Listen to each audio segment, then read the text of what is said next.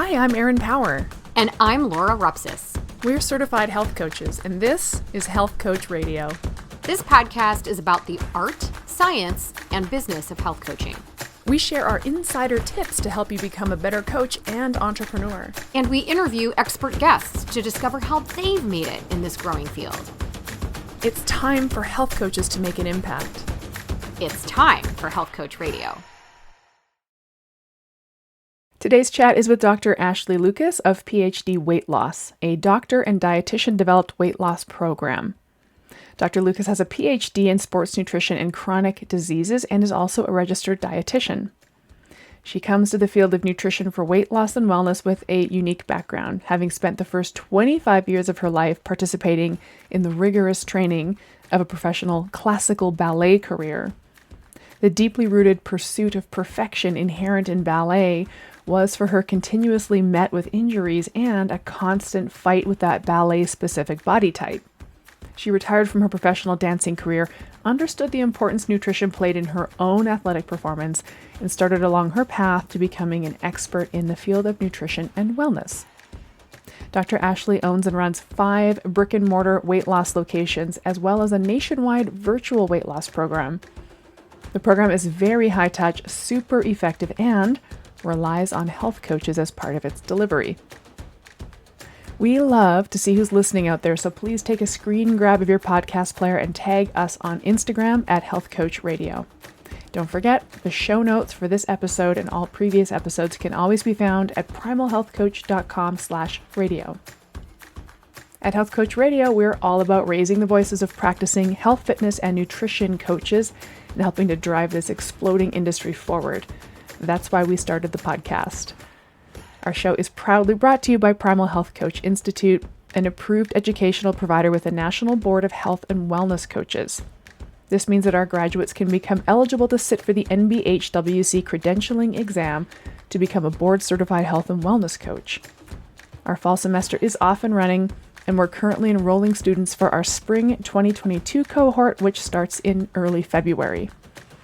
You can learn more at primalhealthcoach.com/level2, and Laura will share a little bit more about the course at the end of the show. Now, let's get into this awesome conversation with a successful pioneer in the weight loss space.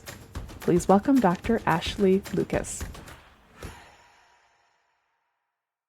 Dr. Ashely, we are so excited to talk to you. We love picking the brains of people who have been doing this for a while in the trenches with real clients. We can't wait to hear kind of your story. I know that you are sort of an expert in nutrition and metabolism, but also behavior change, which is key for our audience. So we're going to ask you a lot of questions, but first, I would just love for you to share your story a little bit. Tell us about who Dr. Ashely is and how you got here. Sure. Yeah, I was a professional ballet dancer before I got into the field of nutrition and weight management. And, that sport is so difficult and has such specific aesthetic demands. And so I was told I was fat countless times during my career and my training. Despite counting calories like crazy, I counted fat grams like an expert bookkeeper.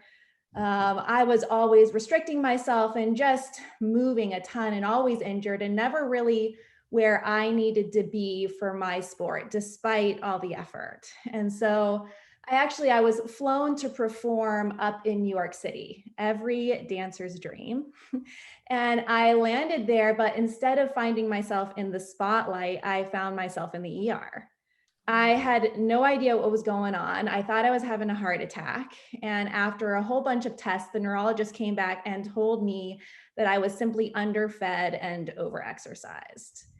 And so I missed all of those once in a lifetime performances. I was so fearful for my health future, had no idea what was going on. And the physician said that I just couldn't keep going. I basically had a panic attack and my body couldn't take it anymore. Mentally and emotionally, I couldn't handle it. And so I had to step away. And I know that might not seem like a big deal, but for me, that was 20 plus years of struggle and sacrifice that just came at me like a tidal wave. And I think when you're that type of athlete, and I had been practicing and studying in my undergrad and boarding school since I was, 3, it was my identity.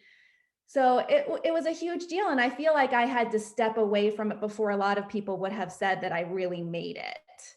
Mhm. And since I knew how important nutrition, or really lack thereof, impacted my own sport performance, I decided to go and pursue that field.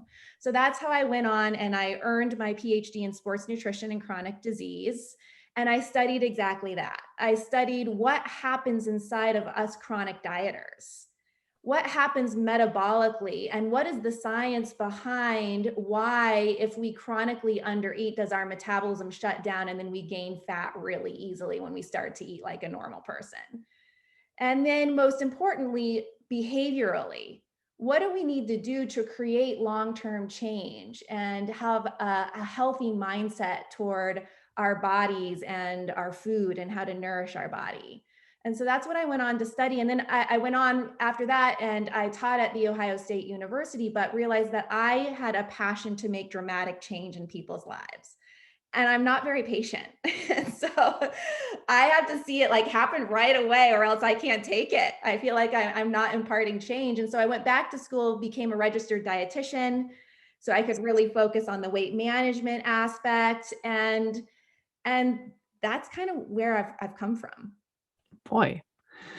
Okay. Well, wow. Lots of education and lots of educational paths you went on, and a really interesting blend of, I guess, modalities or methodologies, because you have the biochemistry piece, you have the behavior piece. I really love I love melding those two things. I think it's really impactful when we can come at it from both angles.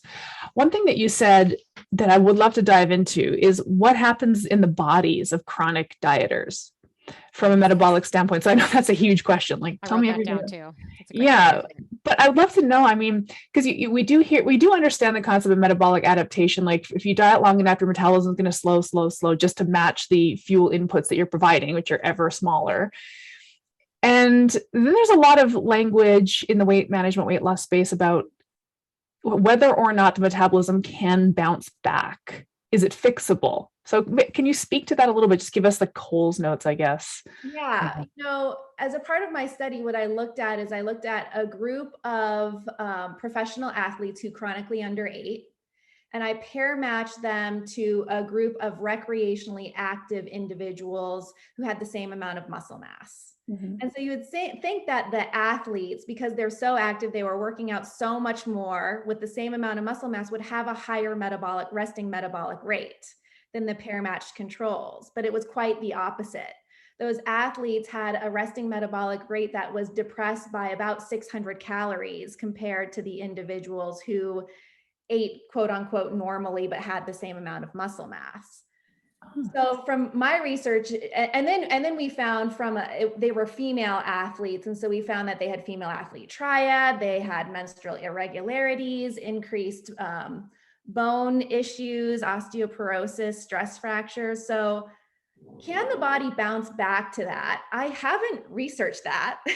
There is a study out there that you guys are probably familiar with, looking at The Biggest Loser show. And the contestants saw that 8 years after that show, their resting metabolic rate was still depressed by 800 calories a day.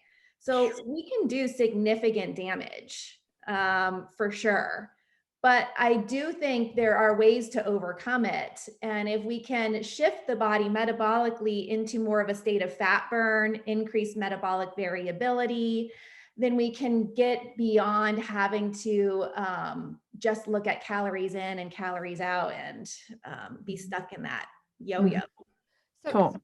can you speak a little bit to the drivers of that? I mean, we hear a lot about the role of the thyroid and chronic underdieters and things of that nature. If you identified what the mechanisms are that are causing that, so that as health coaches, again, we just want our clients to be aware of how the choices they make are affecting things. And we're not going to be diagnostic, but why, like a cautionary tale, by exhibiting these behaviors, it causes a deterioration in whatever this is. Again, in regular people speak, Right. not science speak. Can you speak to that a little? Well, we can totally see it impact thyroid and adrenal adrenal functioning. And so I would say, and we see this in our clients all the time as well, when we chronically undereat, the adrenals just go crazy, and we have adrenal fatigue, and then that impacts the thyroid. And so, yeah, I think you're spot on with that. And then just in general, that low energy availability, the body doesn't have the energy to be able to have a regular menstrual cycle to support optimal bone cortex. And so it's going to pull from those resources just to support normal functioning. Mm-hmm. Yeah. Oh, the female athlete triad. I remember it well. One of my lame jokes, I never had babies. And people always ask, why didn't you have babies? Which, by the way, don't ask people that question. A, but B, it's because, well, first of all, I didn't menstruate for 10 years because I was busy starving myself and overtraining. And then I dated a bunch of losers. That's why. Anyway, so when you did this comparison of the athletes versus the highly active, like normals, I guess, athletes versus normals, the athletes came in with a lower metabolic rate because they're athletes and they're wrapped up in this world where their aesthetics and their body composition is so important, that versus the healthy, the active normals who are equally well muscled, carrying as much muscle tissue, but not maybe as chiseled or whatever the case may be. Is it the pressure of athletics that, in your opinion, has pushed these folks to this extreme? Totally the pressure and the expectations. Mm-hmm. And if you see, one for my world, one dancer, who's restricting themselves, but they get the best roles and have the accolades associated with starving themselves and restricting and going to the gym after an 8-hour day of rehearsal, then you're going to follow suit. It's just what the culture is. Yeah. I wonder how much of this too is like leanness, and that the leaner you are and the fewer fat stores you have, what impact does that then have hormonally on what as far as just have you noticed any correlation to that? Oh, totally. I mean, if our reserves get too low, the body is going to shut down to protect those little reserves that are remaining. Yeah. So the reason I asked that question is because Aaron and I both work predominantly with women, although I think Aaron has worked with some men. I work with men too, but I don't know what draws them, actually, because my messaging is mostly to women. You know what it is? It's a lot of wives sending me their husbands. That's right. Yeah. But, I get a lot of women that are like, I just want to lose that last 10 pounds, right? Or that last 15 pounds that have been hard to shake. And I have to have this conversation about why it's so hard to shake that last 10 pounds. The body doesn't want to give it up.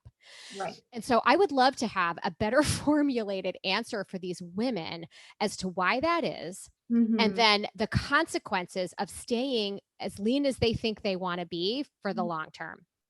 Yeah. So one thing I found is that we drop weight in the opposite direction that we put it on. And so if we put it on in the belly first, that's going to be the last to go.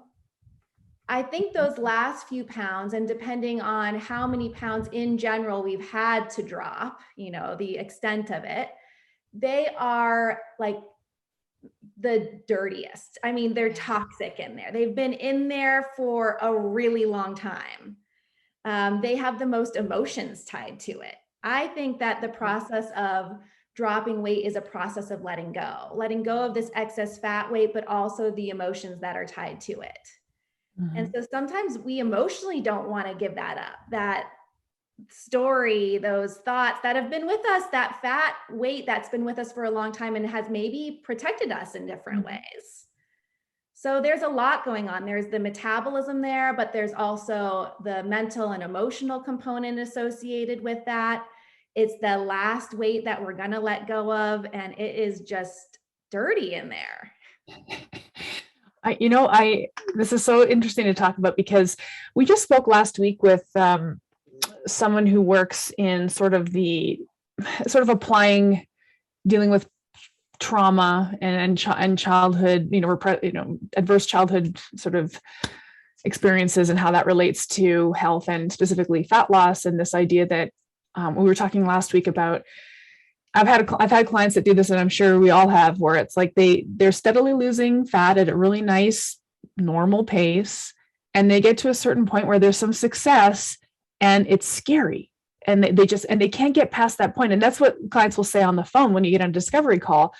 I'm pretty good for 2 weeks, 3 months, whatever, but then I always fall off. I always screw up. And there's this identity about being a screw up, but there is some kind of mental block for people who've been carrying fat for a long time, where it's hard to push through that thing. And is that a protective mechanism? And I was even thinking maybe there's an evolutionary piece to it. Some part of our little monkey brain is like, wait, we stored this for some reason. Like I always think the body's pretty cool. The body did us a favor and stored that fat for us, right? We asked it to, in a manner of speaking, right? Because, and the reason why I'm just kind of noodling on this is because it can be real easy to get myopic in the fat loss space about like it's calories or it's hormones, but it's actually a million other things. Yeah. I always say that I think 98% of I think that 98% of plateaus are mental and emotional. They're not physiological. I'll work with clients all the time where, they say, gosh, well, I am not going to be able to get under 160 pounds. I never have been. Well, that's a story there. So we have to bust through that story. And then also, if there's anything negative associated with getting under that, say 160 pounds, then the body's not going to go there. The brain's not going to let that happen. If there's that barrier there. So I would always ask a client, is there anything negative that you associate or any kind of fear that you associate with dropping under that weight? Interesting. They also have to be able to visualize where they're headed. If we take this from an athlete perspective, and I don't know, we see these Olympic level skiers at the top of the hill and they have the music playing, they're in their peak state, they're visualizing doing that run perfectly. For our clients who are dropping weight, they need to be able to do that same thing. They need to be able to sit in that optimal weight and visualize and feel it with all 6 of their senses and make it a reality and make it something that's positive and exciting that they're reaching for. And if they can picture that and feel that as if it's already their reality, it's their identity, then they're going to be able to achieve that. I'll see clients drop 5 pounds in a week where they don't do anything different nutritionally, they tell me. And the only thing they do is practice visualizing it and letting go of the fear associated with getting under that, and amazing things can happen. That's really cool. It's amazing how that mindset, because here's I guess not an argument to that, but I could hear people listening being like, nothing changed but a change in your mind like that. But my thought is you change your mind, and then these small, minute things that you don't even realize come to fruition. You don't even realize, you're not doing it on purpose. Mm-hmm. But maybe you do walk a little farther because you're in a better mood. So you spend more time outside, or you get off the couch more because you mentally feel lighter because you've let it go and you're less inclined to want to sit on the couch all day, or you skip one snack, not even thinking about it. Or stress, maybe the stress and the cortisol level shifts down, because we all know we can fill our bodies with the best stuff possible and move. But if we are in a heightened stress response, then our body metabolically is not going to respond the same way. Yeah. So maybe they do follow, 98% of the same things that they did the week before, but their cortisol is lower and they can sleep better. So you're exactly right. There's things that shift. There's nuances that shift in there when we really focus on our mindset and we're able to let go of the fear or those kind of negative vibrations associated with getting the body where we think we want it to be. Yeah. One of the most consistent chronic stress inputs that people are up against is the stress of dieting and not losing weight fast enough and not being in a sufficiently small body. And it's wild how people, like clients, know that stress will hold them back from their health, but nobody puts those two together. Like, I'm stressing right now about my body, and that's going to make everything an uphill battle. I love the example that you gave, because gosh, I hear this all the time where it's like, I never get below 160. Mm-hmm. And so I just want to I really love this, because basically, as a coach, what you could say is, well, what happens when you get under 160 pounds? Like, describe to me what happens, right? Is that sort of like a way you can get a client to start visualizing? And wait, when you ask these kinds of questions, do clients come back with, what do people typically come back with when you ask these questions? Do they tell you what they're worried about? Do they even know what they're worried about? Do they have a sense of it? Some of them do. Some of them will say, yeah, I'm fearful of getting under 160 because that's when, I was at 150 when my husband passed away from cancer. And that was a miserable time in my life. And I looked sick and felt sick. And so reminding them that this 150 pounds today is going to be a healthy and vibrant version. It's not going to look and feel like it did back then, because we've gotten there in a different way, with a different mindset and a different nutritional guidance, where we're not just not eating and have high cortisol. So that's a really important component. Yeah. I was thinking of a client of mine that was slowly chipping away at her fat loss, and kind of shared this same feeling, like, I feel like I'm going to start self-sabotaging myself. She was preemptively planning to, I don't know, sabotage herself. And so I kind of asked her, like, some of these questions, like, tell me what happens if you get through this plateau and get to your next weight loss milestone. Anyway, he had been receiving some unwanted attention from a married man. Yeah. And she was also married, and it was a very uncomfortable situation for her. And what we did is this might sound really crazy to somebody listening who's maybe a new health coach, but we talked about ways to navigate this uncomfortable relationship with this guy. Like, put some boundaries around it. Like, stand up to this guy, put some boundaries around it, tell him to stop bothering. We kind of worked out what she could do to take the power back from that relationship. And then guess what happened? She slid right past that plateau because we got rid of the thing. That's right. I think, as a coach, we have to figure out what is that barrier. Yeah. Asking questions. And then again, I would always ask, can you visualize yourself in this place? Can you feel what it would feel like? Can you see what you're wearing and who you're with? And so helping them step into that, I think, is helpful if they can't think of a certain situation or scenario that's holding them back. Yeah. Yeah. I mean, I have to imagine there's a fair amount of conflict here. I mean, if somebody came to you for a reason, for this purpose. Mm-hmm. So there's that desire there to seek this outcome, whatever it is. In this case, weight loss. And I would imagine for most health coaches, unless they're out there actively marketing for that they do something entirely different, weight loss is going to be a big reason why people are coming to you. Yet at the same time, we have these emotional and psychological blocks that seem to not let us fall below maybe a certain weight or a certain size or what have you. And to your point, people aren't aware of it until it's brought to their attention, right? That's right. So I would love, if you don't mind, because I think there would likely be some new coaches listening here that aren't even sure where to go with that or how to uncover that. What's your sort of advice on how to dig for that a little bit to find out kind of what's there?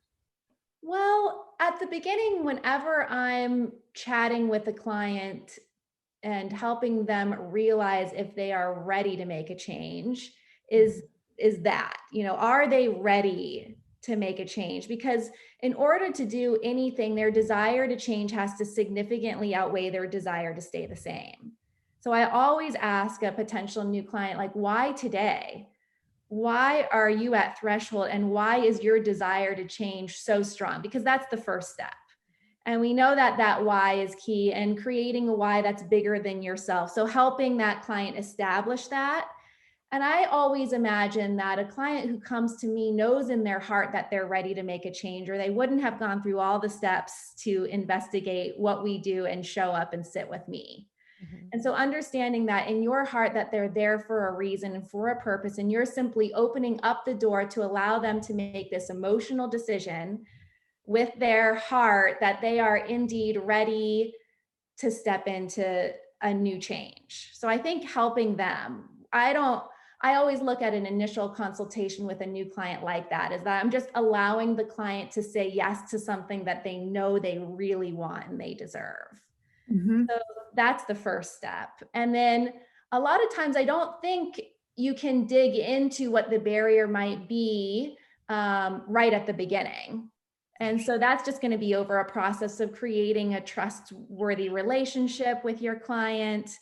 And then once you see maybe a slowdown in their weight loss or a plateau, and you know it's not metabolic, you've shifted their nutrition, everything seems to be right on point, then there's likely something mentally and emotionally that's blocking them. Mm-hmm. Well, this kind of makes me curious about diving a bit into your programming, not to give away all your secrets, but so you have an initial consultation. I'm noticing on your website that you have a lot of in-person, you have actual physical brick and mortar locations. Yes. And then I also have a virtual offering. So like the initial consultation, what kinds of things are you, so you have the initial consultation, then I would love to know sort of how your programming sort of unfolds. Is it weekly meetings? Sure. It sounds to me like maybe you start with the nutrition piece and then move into the mindset, kind of mental, emotional work, or let's start with the initial consultation though. What is that all about? Sure. So initially we will get to know our client and chat about their stories, their personal goals, their why they're ready to make a big change. Part of our foundational premise is getting the body truly where it needs to be. And so I view this visceral fat, the belly fat, like this big, hungry, fat tumor. We know that these fat cells, that they're active metabolically. They're secreting all these hormones that just encourage continued fat growth. So they make us hungry, they make us crave, they slow our metabolism, they make us lazy. I don't look at fat gain as the fault of anyone. It's not our fault that we gain fat. It has nothing to do with us or our willpower or discipline. It's just this hormonal situation where this hungry fat mass wants to grow. So that's the first step for us, is figuring out where our clients need to be, so we're fully collapsing this active fat mass, and metabolically their metabolism is as fast and efficient as possible. Oh my gosh. So that's the first step. Then we create a customized meal plan for our client, and we don't restrict calories, we don't count points or anything. I'm really into getting the body into this state where it can burn fat, not keto or Atkins or anything like that, but we all have a different tolerance level for our macros and such. So figuring out what that's going to be for the client. And then from that point on, we start to alternate our discussions with them from nutrition education, but unconventional from current wisdom. Like Mark Sisson changed my life in the Primal Blueprint. I remember reading that book when I was retiring from dancing and went into like cycling 300 miles a week instead of dancing 8 hours a day. I was just traded one for the other. And he blew my mind with chronic cardio and, not eating things out of a box. I mean, frosted mini wheats is what I ate for breakfast every day with skim milk. So they were low fat. It was low fat. Fat free, right? So, oh my gosh, yeah, he totally changed my life. And this is what I've wrapped my nutrition guidance around. So, I was reading his book when I completed my dietetic internship and realized all the information I learned during that internship was bogus. And I flip it all upside down. And we have a lot of Primal Health coaches on staff for us, educating our clients. So we love what you guys do and what Mark Sisson does. So anyway, I went off on a tangent there. So back to our clients, we create that meal plan, and then every week they're coming into us. We have unlimited support because I also think that weight loss is an addiction recovery process. Mm-hmm. So when we consider that, like, we've got to be holding their hand and guiding them and letting them fall and picking them back up whenever they need it.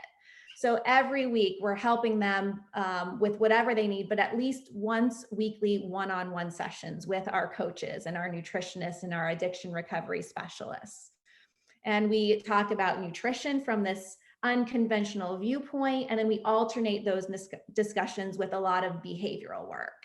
And then we have different modalities and resources. We have behavior modification audio sessions that our clients listen to that retrain the neural pathways in the brain so we can think differently and change our stories. So different aspects there. And then every week we're tweaking the meal plan so we see continued success. And that's so the meal plans, because you were saying you don't count calories, you're not, so is the meal plan designed to put the onus on you guys for that so that your clients don't have to worry about it? They're just sort of following a plan and creating. How much is involved with just like them actually in the kitchen, cooking their own food and getting comfortable with that? So when I started Ph.D, I would create all of these meal plans where all of our clients used their own foods. Lots of cooking, as you guys know, cooking, prepping, planning. It was really overwhelming. So I actually provide 85% of the food for our clients at no additional cost. Wow. So breakfast, most of lunch, and snacks can come from us. They don't have to use the food. It's free to them.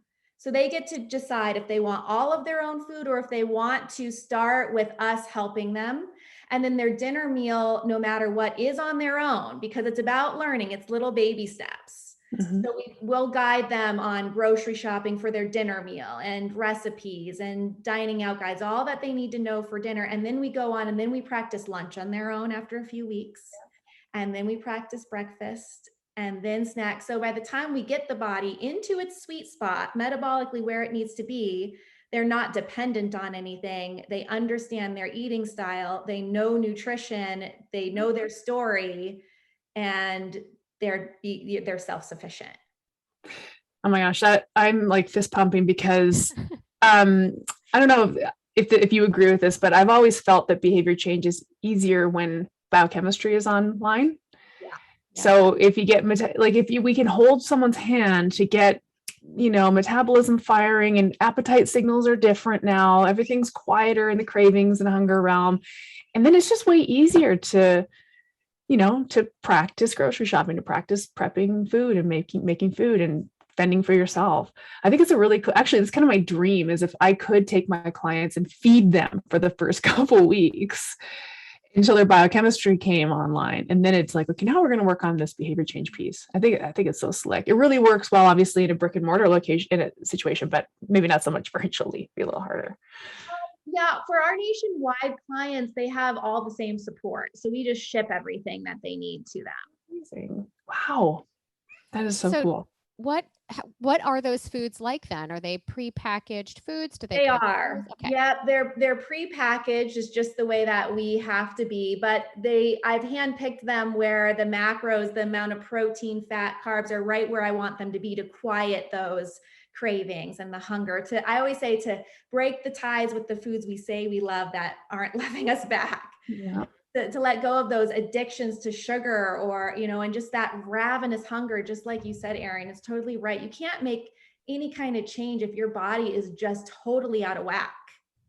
It's like white knuckling it. And we know from an addiction recovery standpoint, you can't white knuckle recovery.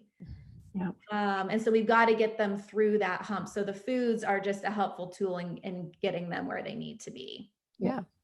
You've got some interesting tools folded in here, though, too. I mean, the addiction recovery specialists. So you have folks on staff who specialize in that, which I think is really important because I can't tell you the number of clients I've had that self-identify as addicts. Literally, I'm a recovering addict from drugs or alcohol, and now I've got the sugar addiction, and it's kind of like, this feels out of my wheelhouse, like hugely. I'm not going to help you with your addictions, your addictive tendencies. I can help you with biochemistry and behavior, but so the addiction piece is really just very out of reach for health coaches. So to have addiction specialists on staff is really interesting. I love that piece. I also absolutely love this idea of these behavior change audio, these neural pathway audio sessions.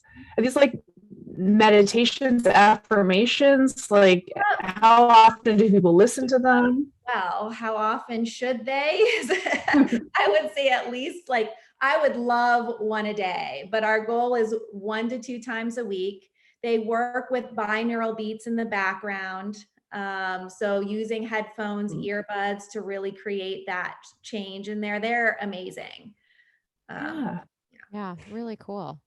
I think for health coaches listening that are sitting there thinking, well, I don't have access to that. Well, I can't do that. I can't do meal plans. I'm not a diet.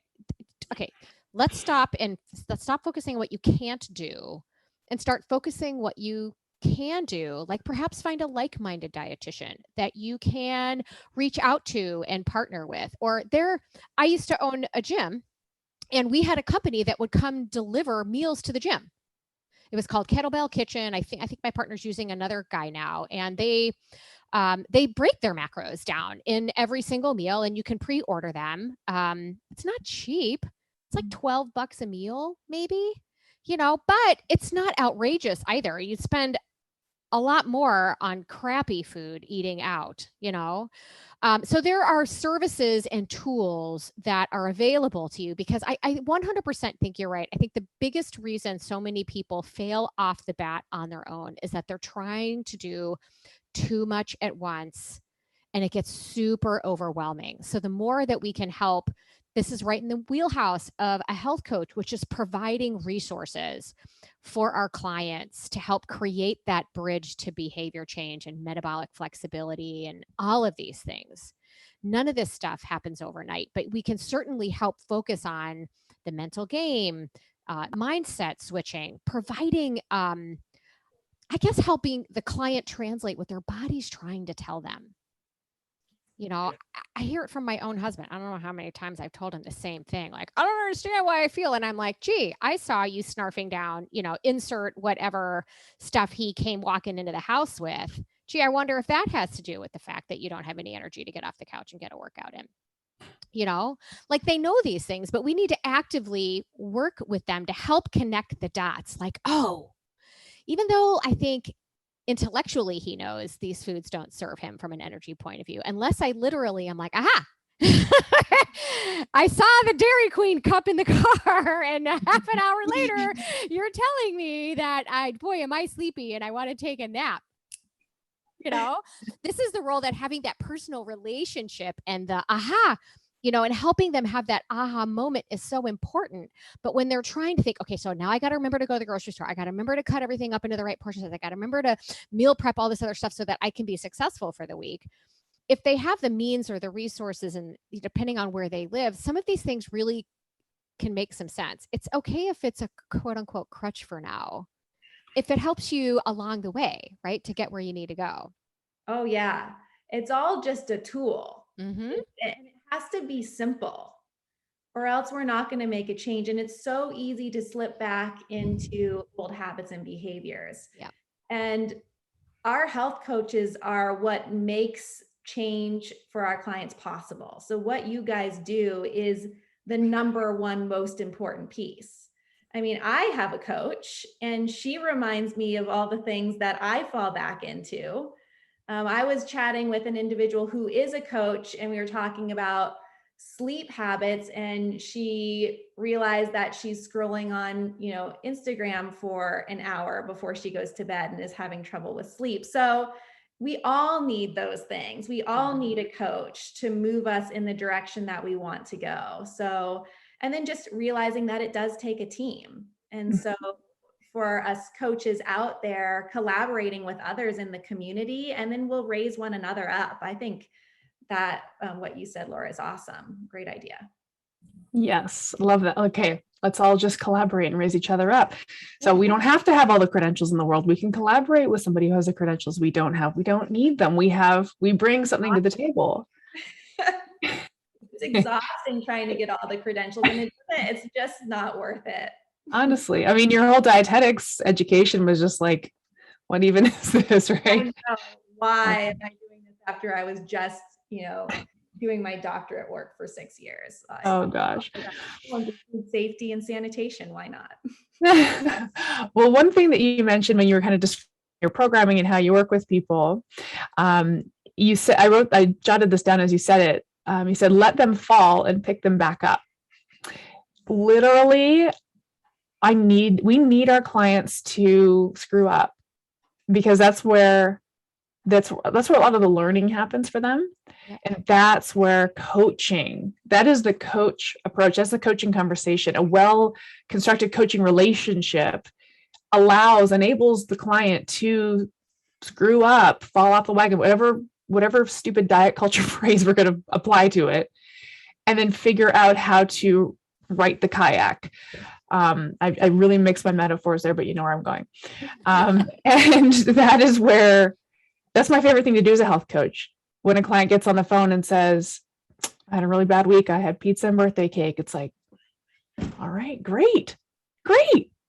Let's talk about every single thing you learned about that pizza and birthday cake. Let's talk about how you can live a life eventually with pizza and birthday cake not being a big deal or whatever, right? This is where coaches shine. Mm-hmm. Yeah, I agree. I would never, shame or make the client feel guilty. And I know we know not to do that. But instead go back and say, I don't care that you ate the pizza. Just like you said, Erin, great. I'm glad that you did. But if we look back at how that went, would you do it the same way? If you would, and you're happy with it, fine. Like, that's your choice. I'm not telling you you can or can't do that. That's not my role. But if you'd like to do it differently next time, if it didn't make you feel good, if you could see it going a different way and have a better outcome, then let's chat about that and figure out how we can help you overcome it next time. I think this also illustrates how important it is to have more regular contact, and why so many of these, because I see this happen with insurance companies that offer health coaching now, where you get a 15-minute call once a month. I'm sorry. There is no way you could have an actual coaching relationship and a coaching conversation that's in any way meaningful or effective on a monthly basis. You need that conversation that happens within relative close proximity to the situation that this client is either feeling bad about or super excited about, right? To sort of re-ingrain. So I see these programs that are like monthly calls. I'm like, monthly? Maybe once we're down the path, that makes sense. 3 months later, 6 months later, someone's successful, like they get it. They just need a touchstone. Right. Well, when things aren't making sense or what have you. But early on in the game, what? You gotta be kidding me. So I love the fact that you're like, we're on the phone every week. We're talking to some sort of communication or contact weekly, I think is really important, because shit happens like every week, every day, and they need someone that they can bounce this off of, whether it's in real time confirmation or whether it's looking for a solution in real time. Super important. Yeah. I love that. Yeah. And so for us, once our clients get where they need to be, they enter into maintenance support, and maintenance support for us, we're able to provide that for free. So, and we never leave their side. So they've always got a resource there, but that's when we go to maybe monthly check-ins, just like you said. But that could be, if someone's dropping 100+ pounds, it could be weekly meetings for a year. And then we go to monthly if they're comfortable with that. So yeah, it's not a rush. It takes time to make big changes. Yeah. I think this is important to stick with for a second, because what we're talking about here is ultimately program design, which maybe seems a little too tactical or into the weeds for this big conversation that we're having, but it's actually crucial. When you're practicing health coach, if you're listening and you're practicing or aspiring health coach, and you're thinking about who you want to help and how, you have to factor in your program design. What interval of time am I going to spend with this person? What long-term maintenance plan will we have? I honestly think this is an important horse that needs to go before a lot of the carts that people are really spinning their wheels on. And that's why I wanted to ask you about your programming. When I think back to when I first got started, the first thing I started with was, I don't have any clients. I don't really know where I'm going to get them. But when I do get one, how am I going to like tactically work with this person in a way that's really impactful? And to Laura's point, coaches like a higher frequency of visits, a shorter interval is, in my opinion, I agree with Laura, crucial. It's crucial. This is why I struggle with a lot of group programming and stuff too, because the attention isn't there to the degree that it needs to be while somebody's really going through a massive transformation. So just kind of closing the loop on this, programming is hugely important, not to be overlooked. That's all I wanted to say. Well, and people will take the path of least resistance. So I started off and I said, okay, well, I'm going to offer a 3-month program, a 6-month program, and a 10-month program. Well, people would come in and guess what they would choose. 3? The shortest one.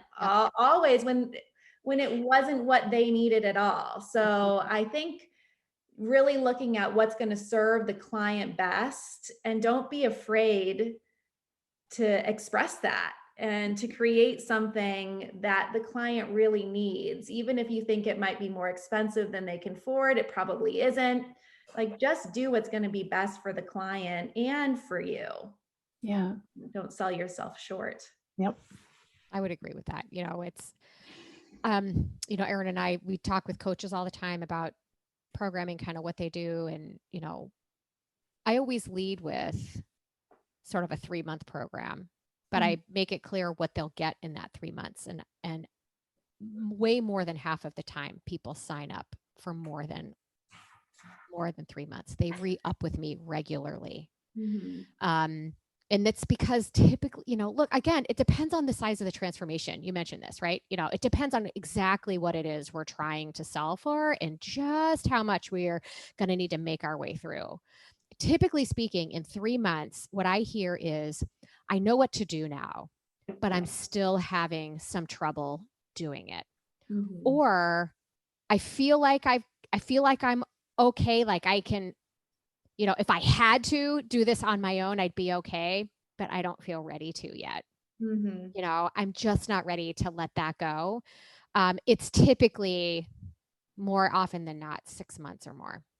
Right. Is what I found. Yeah. And some people need more. I mean, if you've got somebody that's had some real, we've talked to a lot of people about trauma a couple of times on this podcast. And when I really think back to those people that needed me much longer, there's a lot of childhood trauma there that's really sort of informed some very deep rooted issues with feelings of deprivation, unworthiness, insecurity, that are, I think, some of the underpinnings, versus if you have someone, because I do tend to attract too some very just sort of successful type A personalities.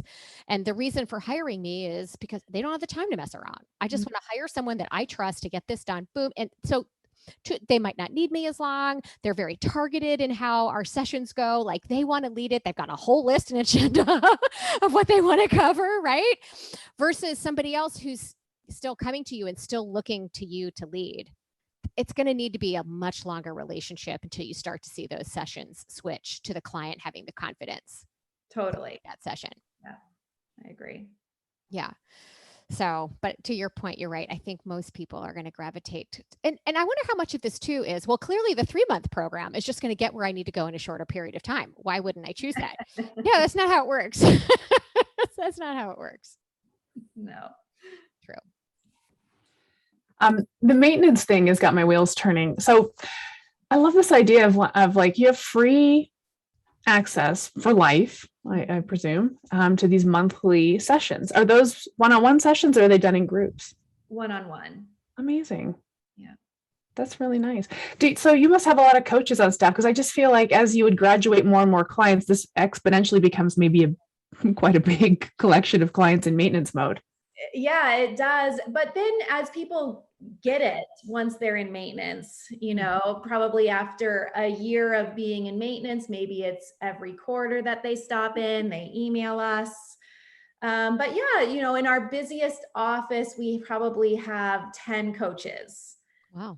There every day. That's amazing. I love that.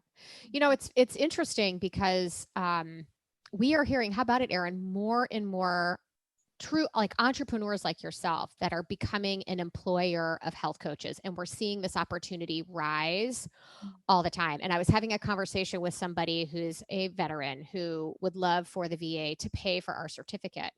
And they don't right now. And that's not unique to us. And the reason the VA gives is because they've been unable to show a direct connection to graduating with a health coaching certification and employment. That you need to be able to show that you can't land a particular job without that certification, which I think we're going to see change as more and more of we see this. But I would like your opinion. When you hire health coaches, what are the must-haves? What are you looking for? We're looking for certifications. For sure. And previous experience is great too. But right now we are looking to hire coaches in all of our locations. We are very picky on our culture and having the right fit.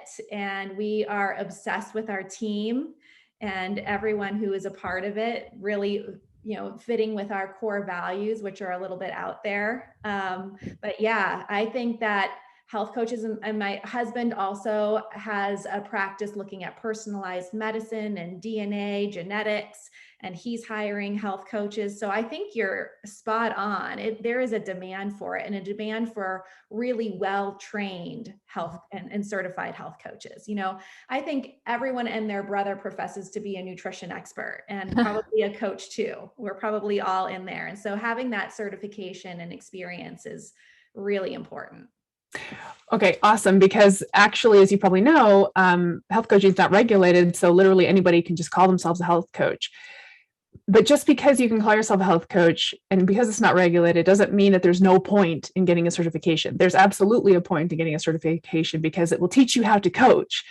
Right. And there's so many coaches who don't know how to coach, and that's the skill set you need. I'm sorry, but you have to learn it. I'm sure there's some people naturally born coaches, but there's a lot of people who I for sure needed to learn it. We all needed to learn it. Yeah. And then, I don't know if you're super up to speed, you probably are, but on the sort of board certification track for coaches, it's kind of a new thing. Our school got approved as a board approved school. We're one of the handfuls of schools that's approved. And the educational standards we had to meet were really strict. Yeah. And so, your health coaching education matters, your practice, your actual skills, practicing the skills, because again, it's one thing to come in with a health coaching certificate, but if you haven't really mastered the skills of it, all I'm saying is that your education matters, your practical skills matter.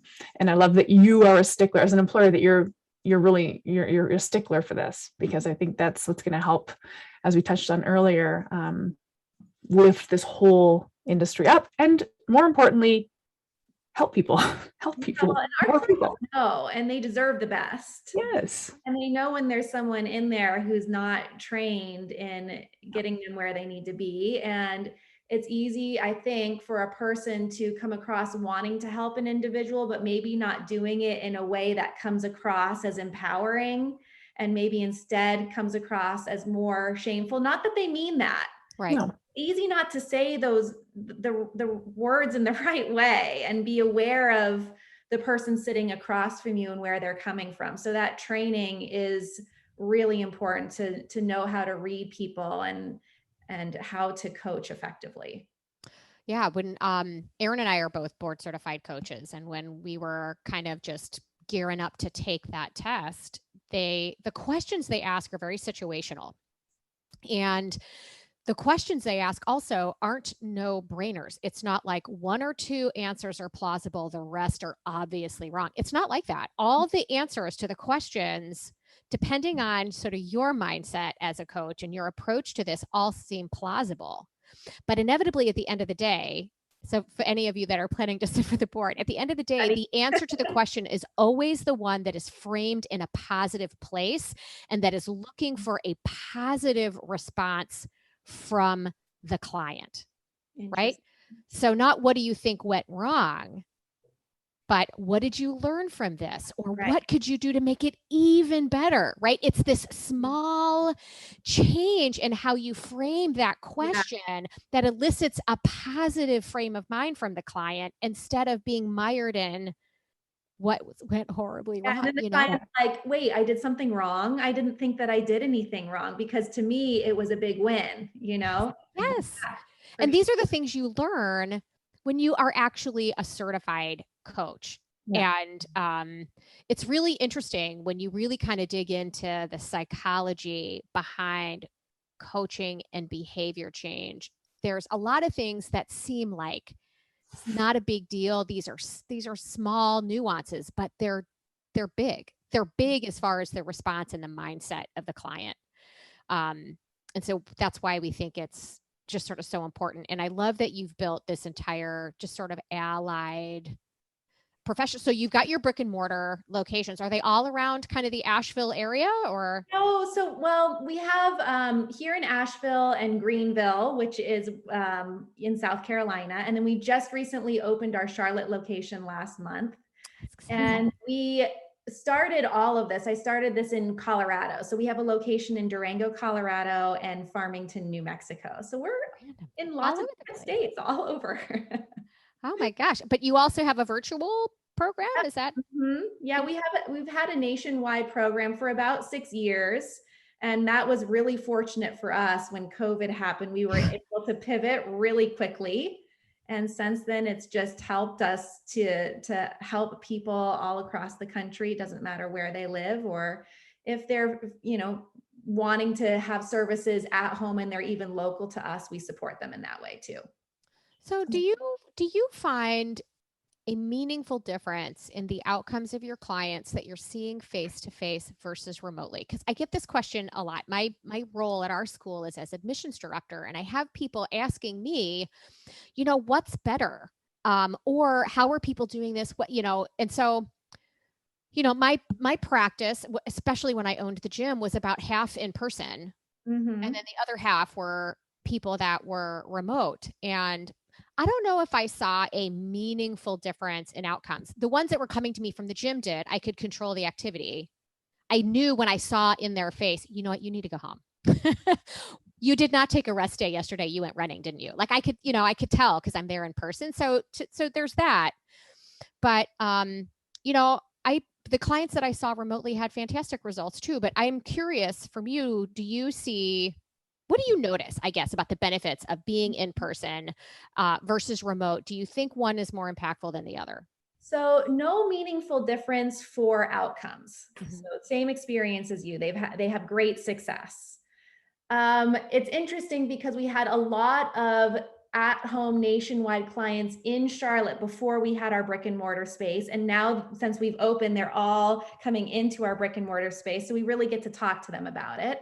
They had great success. Some individuals like more face-to-face accountability, mm-hmm. and others are too busy and they've decided not even to come see us in person. And I'm like, what the heck? We're here for you and you're not coming in. They're like, we love it. It's at home. I don't have to hit the traffic. I'm busy.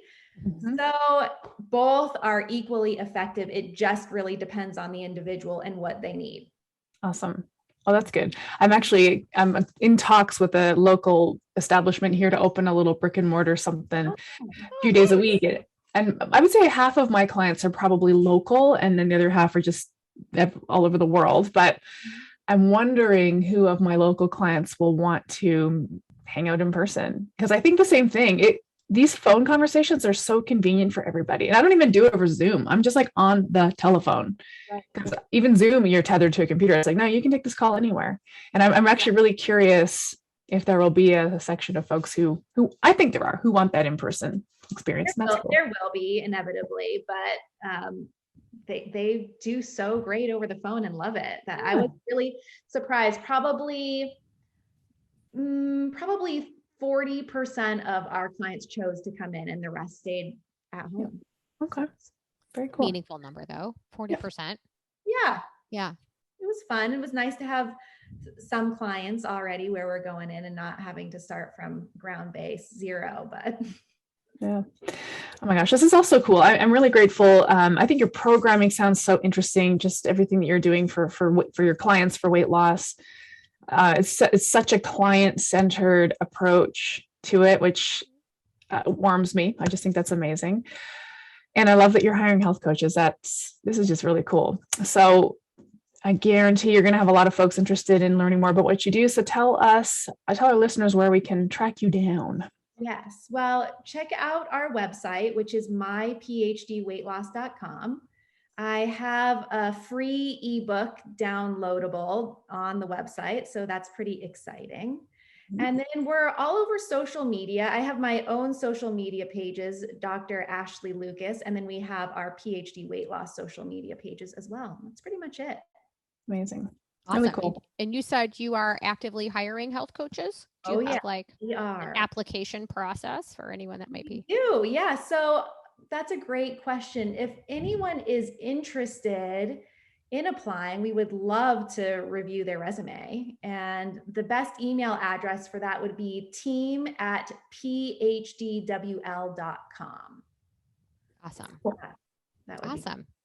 Wow. Thank you so much for sharing all your expertise and your wisdom here. Erin and I could talk about this stuff all day. We kind of do, actually, let's be honest. Whether it's coaching clients or working with our coaches here, but we just love it. And it's been fantastic talking with you. So thank you so much. Oh yeah, my pleasure. Thanks so much for having me. This podcast was brought to you by Primal Health Coach Institute. To learn more about how to become a successful health coach, get in touch with us by visiting primalhealthcoach.com/call. Or if you're already a successful health coach, practitioner, influencer, or thought leader with a thriving business and an interesting story, we'd love to hear from you. Connect with us at hello@primalhealthcoach.com and let us know why we need to interview you for Health Coach Radio. Thanks for listening.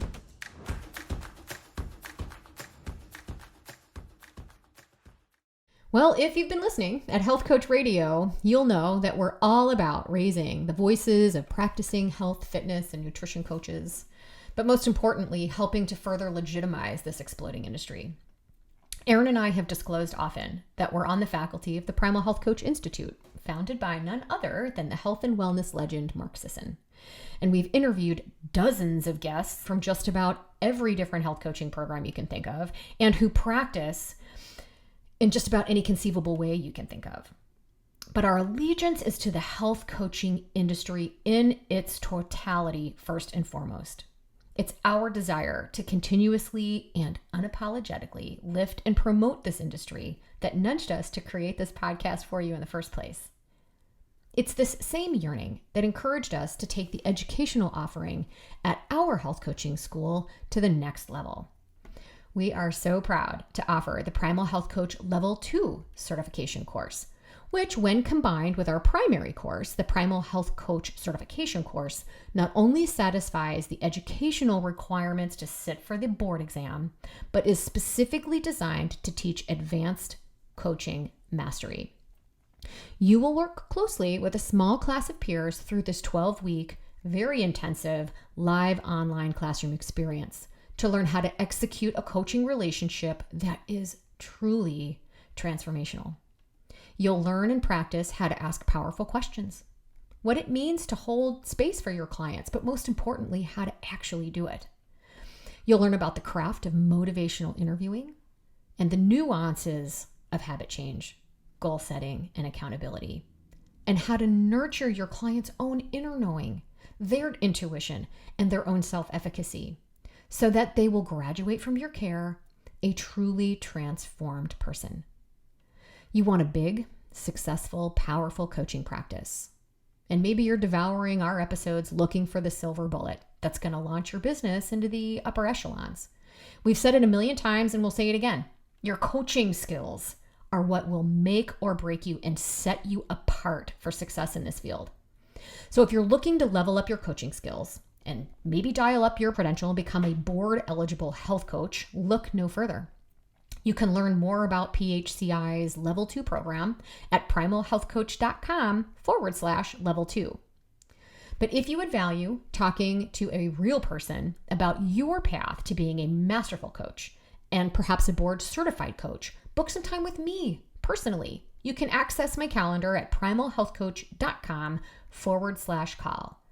Or just call me. You can reach me at 844-307-7662. Thank you for listening to Health Coach Radio, and I hope I get to talk to you soon.